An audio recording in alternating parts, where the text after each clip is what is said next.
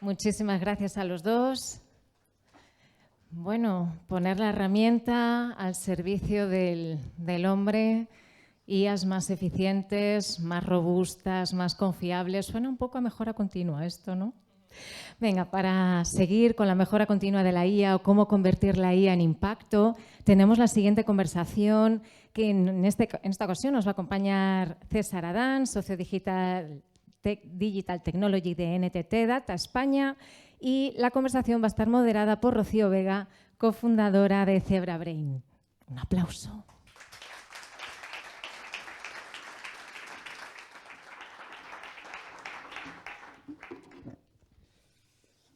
Bueno, César, encantada de compartir mesa contigo y muchas gracias a los organizadores, ¿no?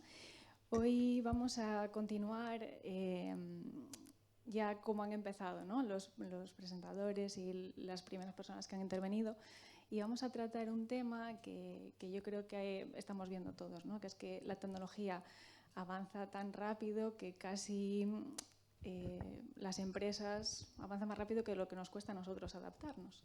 Entonces, seguro que a muchos de los que estamos aquí nos preguntamos, oye, ¿cómo hacemos que la inteligencia artificial tenga un impacto positivo en nuestros negocios? Y además, aprovechando la palabra de sostenibilidad que la teníamos por ahí, sostenibilidad también económica y social, no solo la medioambiental. Así que, bueno, hoy va a ser este su objetivo y para eso vamos a hablar contigo. César, tú eres, como te han presentado, ¿no? Director de Tecnología Digital para España y organismos internacionales en NTT Data. Tienes más de 20 años de trayectoria y lideraste transformación digital y práctica en experiencia digital, en marketing y también en Iberia, LATAM y organismos internacionales. Y bueno, pues ahora aceleras la estrategia de NTT Data desde 4 pilares que ya me gustaría que tratáramos aquí hoy, que es la experiencia digital, arquitectura, datos y ciberseguridad. Entonces, vamos a empezar poniendo que no vamos a hablar de moda tecnológica, ¿no? Vamos a hablar de industrializar la IA. Así que, ¿qué es esto? ¿Qué significa industrializar la IA? Bueno, muchísimas gracias, Rocío, y bueno, muchísimas gracias por el espacio, ¿no? O sea, cuando nosotros hablamos de industrializar la IA, y además yo creo que se ha comentado, en este momento la IA tiene mucho hype. O sea, todo el mundo, y estoy seguro que todos los presentes utilizan la IA en su día a día. Personas que a lo mejor tecnológicamente hablando, ¿no? Pues se sentían reacios a utilizarlo, pues están ¿no? utilizando ChatGPT.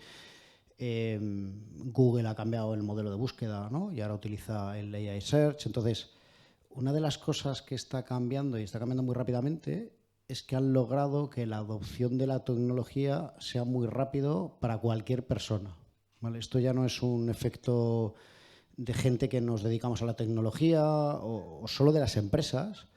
Esto es un efecto que está cambiando la forma en la que las personas se comunican, ¿no? Con esa tecnología, ¿vale? Antes, bueno, pues los chatbots eran un poco raros, ¿no? A la hora de expresarnos, y lo primero que decían es no te entiendo, y a la sexta vez, pues mi padre, por ejemplo, pues decía, mira, esto no puede ser, voy a levantar el teléfono, que esto no funciona, ¿vale? Ahora ya no, ahora esto ha cambiado. Entonces, lo que estamos viendo en el mercado, y os diría que con una aceleración muy fuerte en los últimos, diría en los últimos meses, si soy sincero, es que muchas de las compañías que han estado haciendo casos de uso han estado empezando a ver que, oye, pues parece que resuelve cosas. Claro, han estado jugando con la IA, o hemos estado jugando con la IA en un entorno, bueno, pues un poco aislado, ¿vale? A mí hay un símil que me gusta mucho, que lo utilizaban algunas personas en algunos otros sitios, y es, claro, hemos dejado al mejor ingeniero que tenemos o al tipo más inteligente aislado del resto del mundo, intentando ver a ver qué conseguía hacer. Y realmente así la IA no es muy inteligente, ¿no? Si yo cogiera al mejor ingeniero del mundo, le meto en una sala y le cierro la puerta y le digo que me resuelva un problema, sin ningún tipo de contexto, va a ser difícil que haga algo productivo.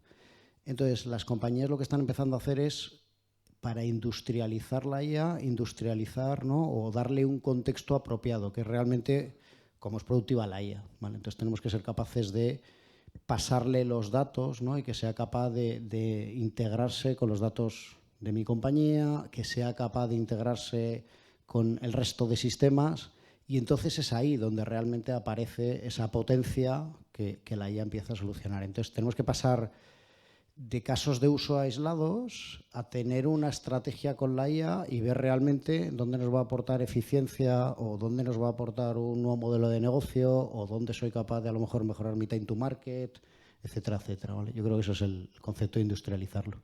Qué interesante, porque además, bueno, empezamos comparando casi esta revolución con los telares. Entonces, había un estudio de McKinsey que salió, creo que el año pasado, que decía que aunque casi el 90% de las empresas, como tú dices, ¿no?, ya utilizan la inteligencia artificial, bien sea a través de ChatGPT o donde sea, es verdad que muy pocas, creo que solo alrededor de un 6%, consideran que pueden extraer el valor de ella. ¿En qué dirías, bueno, tú has trabajado en estos 20 años, ¿no? Creo que por muchas de las olas o de las modas que hemos vivido, ¿no? APIs, móviles, Big Data. Entonces, ¿cómo crees o cuáles son las diferencias que trae la inteligencia artificial con respecto de las anteriores olas o revoluciones que hemos vivido? O sea, yo creo lo que hablábamos antes, ¿no? Por ejemplo, cuando hablamos del cloud.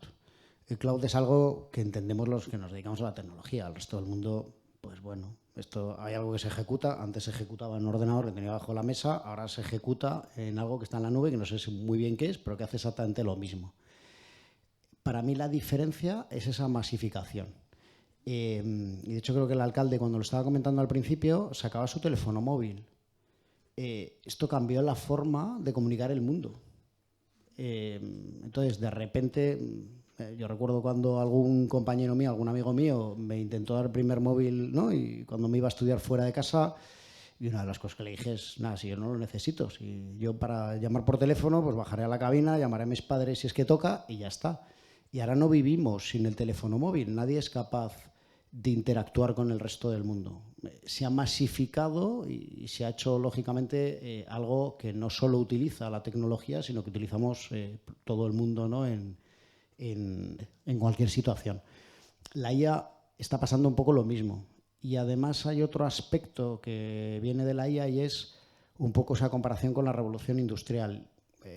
Tenemos que ser capaces de hacer que la IA sea sostenible con nuestro negocio, con nuestro tejido empresarial, ser realmente responsables con el empleo. Todos estamos viendo, o de vez en cuando vemos noticias de las grandes tecnológicas que a lo mejor, bueno, pues hacen, ¿no?, determinados movimientos de desempleo apoyándose en la IA. Sinceramente, creo que no todo es efecto de la IA y también hay un efecto ¿no?, de mejorar la cuenta de resultados, y creo que en ese punto es donde más responsable tenemos que ser. O sea, creo que tenemos la obligación y la responsabilidad, y todos los que están aquí, ¿no?, entre los que lógicamente nos incluimos nosotros mismos, tenemos la responsabilidad de adaptar el nuevo trabajo a estas nuevas tecnologías y ser capaz de darle un sentido. Porque también hay una cosa que es clave y es que la IA no se ejecuta sola. O sea, esto de que yo, ¿no?, que vemos en YouTube que le doy a un botón y me hace una aplicación, está muy bien, pero para una gran corporación, nosotros nos dedicamos a lo mejor al trabajo en grandes compañías, una gran corporación no va a hacer una aplicación móvil porque Anthropic decide cómo la programa, ¿vale? O sea, ellos tienen una serie de directrices, requerimientos de seguridad, integración con los datos, que es casi más importante, ¿no?, que el desarrollo tecnológico, ¿no? No pueden tener un agujero de seguridad que mañana les obligue, por ejemplo, a parar una fábrica porque la IA ha decidido, ¿no?, que se saltaba ciertos protocolos. Entonces, con este tipo de cosas tenemos que ser muy cuidadosos y creo que tenemos que ser muy responsables con cómo va a cambiar ese empleo y las habilidades que tienen que tener las personas, que muy probablemente no están tanto en el uso o en los lenguajes de software, que esto lo hace, efectivamente, lo hace muy bien la IA, sino en esas capacidades de entender un problema, diseñar bien la solución y orquestar la IA para que realmente ejecute lo que nosotros queremos que haga. Y tocaste temas relacionados con esto muy interesantes. Hablaste de datos al principio, ahora estabas hablando de arquitectura, de qué necesitan las empresas tener para poder utilizarlo. Decías que, claro, no vamos a crear una aplicación móvil, ¿no?, tal y como nos lo diga Claude. Entonces, desde el punto de vista de datos, de arquitectura, de ciberseguridad, ¿qué consideras que es lo primero o lo mínimamente necesario que necesita una empresa? para poder sacarle partido? ¿Con qué necesita contar? A ver, yo empezaría efectivamente por la capa de datos. Todas las compañías tienen miles o cientos de miles o millones de datos que hoy en día son muy difíciles sacarles valor.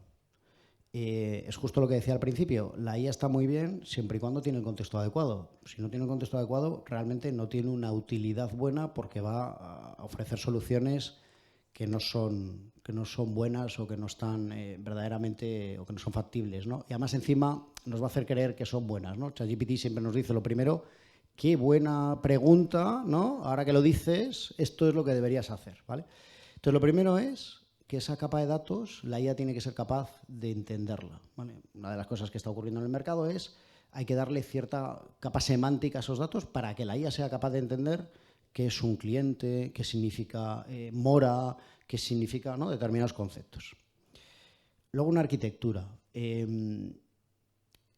Hemos hablado en alguno de las conversaciones que ha habido antes del costo de la IA. ¿Vale? El costo de la IA se dispara si es que no la utilizas bien. Una parte que es muy clave y es el tamaño del contexto. Somos muy dados a coger un documento PDF de 50 páginas, se lo suelto a ChatGPT y me pongo a hacerle preguntas, ¿vale? Esto tiene un costo, lógicamente, computacional muy alto versus entregarle ese mismo documento de diferente forma. Entonces, nuestra arquitectura tiene que ser capaz, uno, de decidir qué IA utiliza en determinados momentos, ¿no? Si es una IA más barata porque la aplicación, el caso de uso, tiene menos valor, o si yo, por ejemplo, estoy hablando de una fuga de un cliente y para mí es muy relevante retenerlo, a lo mejor decido utilizar otro tipo de modelo que es más caro, pero porque el valor que me retorna es más alto. Y esto tiene que ver con tener una arquitectura que decida en qué momento utiliza cada uno de los componentes, ¿vale? Luego algo que ha pasado aquí, que también tiene mucho que ver con la arquitectura, es el tema de IA soberana. Muchas compañías, y además ahora está, bueno, pues en el momento geopolítico en el que estamos, esto está empezando a ser clave en Europa y en España. Y además por dos conceptos, por el tema de geopolítica y por el tema de costo. No es lo mismo el poder montar yo un modelo propietario que tengo cierta capacidad de ejecución a bueno, pues estar haciendo un costo derivado a una gran tecnológica que a lo mejor está en Estados Unidos y que mañana decide que, bueno, pues que a lo mejor las tensiones que tenemos con ellos no son las adecuadas. Luego tenemos el tema de gobierno. Está bien que salgan miles o cientos de miles de agentes, pero hay que empezar, o sea, nuestro punto de vista es que hay que gobernar esos agentes por dominios de negocio, ¿vale? Hay muchos agentes en los cuales si tú le tienes que dar el mismo contexto a varios agentes que están trabajando en un ámbito, por ejemplo, bancario, ¿no?, de gestión de riesgos, en realidad estás desperdiciando, ¿no?, mucho esfuerzo darle el mismo contexto a varios agentes que a lo mejor se utilizan en diferente ámbito de esta parte de gestión de riesgo, con lo cual hay que gobernar cuántos agentes, qué es lo que hacen y si hay capas de reutilización entre ellos, ¿vale? Y por último, yo creo que hay otro aspecto que no tiene nada que ver con la tecnología y es qué talento o cómo cambias el talento que tienes en la organización para ser capaz de trabajar con la IA, ¿no? Esto que decíamos antes de la obligación que tenemos de que a lo mejor la tecnología y el conocimiento tecnológico es clave, pero el saber, ¿no?, diseñar y enfrentar un problema en este minuto es más importante, ¿no?, que antes. Muy interesante. Entonces nos quedamos con que tenemos que tener los datos, tenerlos bien, acostumbrarnos a utilizarlos de otra manera, ¿no?, tener los modelos adecuados. Y mencionabas al principio la parte de la importancia del talento. No solamente como hay empresas que están enfocando seguramente la inteligencia artificial desde otro punto de vista, sino también, vamos a decir, aprovechando la oportunidad para quizás reducir plantilla, ¿no? Sin embargo, en NTT Data estáis haciendo lo contrario, apostáis por construir ese talento. ¿Nos puedes contar un poco cómo lo hacéis, de dónde viene la motivación y cómo utilizáis también vosotros la inteligencia artificial en vuestro día a día? A ver, NTT Data es una compañía que llevamos muchos años en el mercado. La base de yo creo que de nuestro éxito es haber sido capaz de construir una compañía que tiene un crecimiento de una manera muy orgánica. Entonces siempre estamos acostumbrados a incorporar talento junior a la compañía y lograr que ese talento junior se desarrolle profesionalmente. Yo, si dijera un secreto que tiene la compañía, quizás este es el único que tiene, ¿no? Entonces, ahora no está siendo distinto. Una de las cosas que estamos evaluando de una forma continua es qué tipo de conocimiento tienen que tener las personas que se incorporan, ¿vale? Y luego tratamos de trabajar con las entidades, y por ejemplo en Galicia es un ejemplo de cómo se está trabajando pues, con las universidades. Llevamos ya varios años trabajando en becas formativas, en temas de IA, de Big Data, etcétera, para tratar de preparar el talento con las necesidades, ¿no?, para esa curva profesional. De hecho, por ejemplo, bueno, arriesgo a lo mejor de decir algún dato mal, pero en este minuto más o menos en Galicia estamos del entorno de 700 profesionales. El crecimiento que esperamos en este año es mucho mayor, ¿no? Estamos hablando de crecer prácticamente en 200, entre 150 y 200 personas en este mismo año.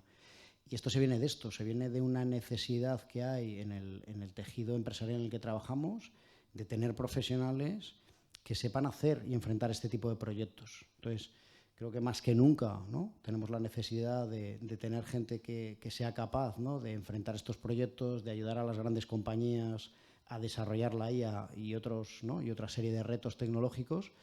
Y bueno, lo que tenemos que hacer es conseguir que los skills, ¿no?, de esas personas, que lógicamente muchas vienen, ¿no?, de ese ámbito más universitario, sean los adecuados. Entonces, una de las cosas que intentamos es cómo podemos apoyar, ¿no?, a través de las universidades, a través de las entidades gubernamentales, en que eso ocurra, ¿no? Quizás es el granito de arena que intentamos aportar.